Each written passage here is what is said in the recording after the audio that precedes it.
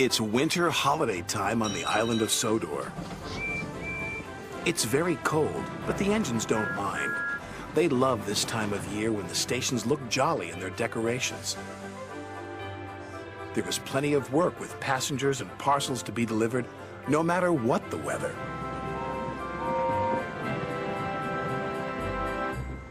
Driver says there's more snow on the way, said Edward. We'll soon be wearing our snow plows, said James. You'll enjoy that, won't you, Thomas? Teased Henry. You know I won't, said Thomas. I don't like my snow plow.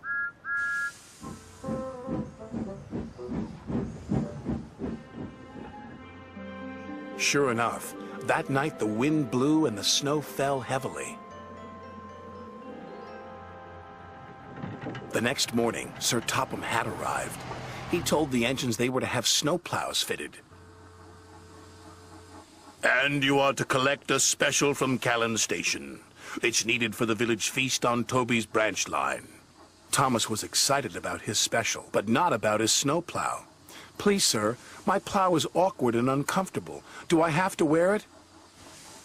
Everyone has to wear a snowplow, said Sir Topham Hatt.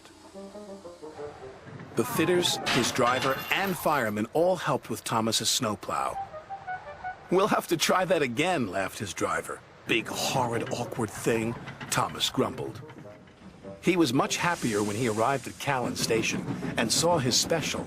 It was a beautiful Christmas tree. The tree will have lights and stand in the middle of the village, said Edward.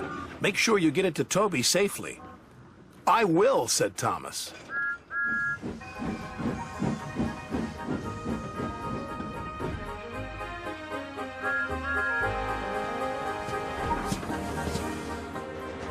Thomas arrived at Maithwaite, and Toby was very happy to see him. The villagers will be delighted with this tree, Toby said. I'm glad you have your snowplow. I can't clear the snowdrifts by myself.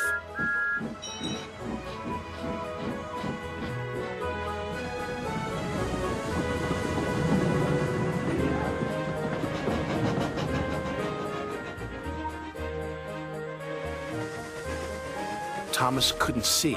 There was a huge rock buried under the snow. Suddenly, his snowplow hit the rock. Bouncing buffers, exclaimed Thomas. My plow is broken. His driver tried to stop, but the broken plow hit the water tower. Cinders and ashes, exclaimed Thomas.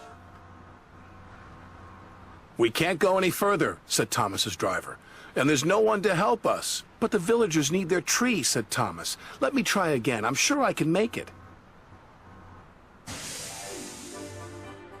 It wasn't easy without a snowplow, but Thomas was determined.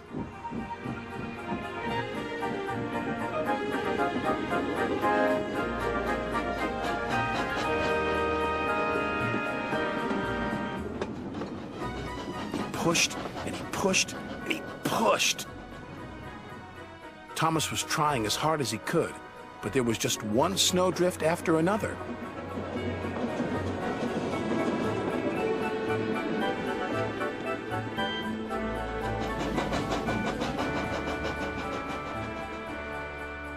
Finally, Thomas and Toby were pulling into the village station. Thomas whistled and the villagers cheered when they saw their beautiful tree. Hooray, they said, hooray! The next day, Sir Topham Hatt sent for Thomas. Thomas was worried. What would Sir Topham Hatt say about his broken snowplow? But Sir Topham Hatt wasn't cross. He was very pleased. The villagers had a wonderful feast, he said. You were very brave to take on that snow without a plow. Thank you, sir, said Thomas. As you know, continued Sir Topham Hatt, there are no spare snowplows, so you'll just have to do without yours for a while. Oh, thank you, sir, grinned Thomas.